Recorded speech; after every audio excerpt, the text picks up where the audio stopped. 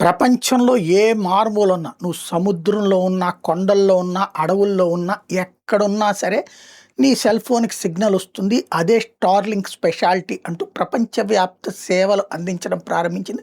భారత్‌లో కూడా దరఖాస్తు చేసుకున్నాడు ఎలన్ మస్క్.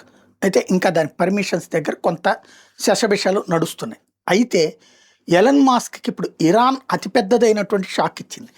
ఎలన్ మస్క్ నిన్నేం చేశాడు, అక్కడ ఇంటర్నెట్ సేవల్ని ఇరాన్‌లో నిలిపివేసినటువంటి సందర్భంలో ప్రభుత్వము దానికి కౌంటర్‌గా తను స్టార్లింక్ సేవల్ని అందుబాటులోకి తెచ్చాడు. కానీ దానికంటే పవర్ఫుల్ అంటే అదేమీ ఏది జామర్ లేకుండా జామ్ కాదు అనుకున్నటువంటి తప్పు అన్నటువంటి తేల్చి చెప్పింది. ఆందోళనకారుల మీద ఇరాన్ ప్రభుత్వం కఠిన చర్యలకు దిగుతున్నటువంటి సందర్భంలో దేశంలో మొబైల్ ఇంటర్నెట్ సేవలను పూర్తిగా నిలిపివేస్తే అధికారులు తాజాగా స్టార్లింక్ శాటిలైట్ సేవలను కూడా కట్టడి చేసేశారు.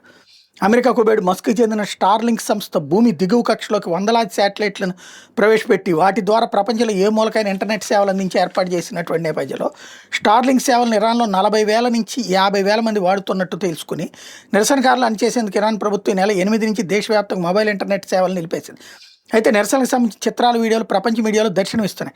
ఇవి స్టార్లింక్ ఇంటర్నెట్ ద్వారా దేశం దాటి వెళ్తున్నాయని గ్రహించిన ప్రభుత్వం శక్తివంతమైన మిలిటరీ గ్రేడ్ GPS నిరోధక వ్యవస్థ ద్వారా ఈ సేవలను అడ్డుకుంటున్నట్టు ఇరాన్ వైర్ అనే సంస్థ చెప్పుకొచ్చింది. ఇది ఇరాన్ సొంతంగా అభివృద్ధి చేసింది కాదట, రష్యా నుంచో చైనా నుంచో దిగుమతి చేసుకుందట.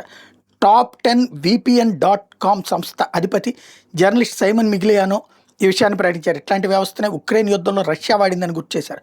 దీన్ని శాటిలైట్ల పాలిట కిల్ స్విచ్గా నిపుణులు చెప్తున్నారు. దీన్ని వాడటం ద్వారా ఖరీదైన వ్యవహారం అని, గంటకు $15.6 లక్షల ఖర్చు అవుతుంది.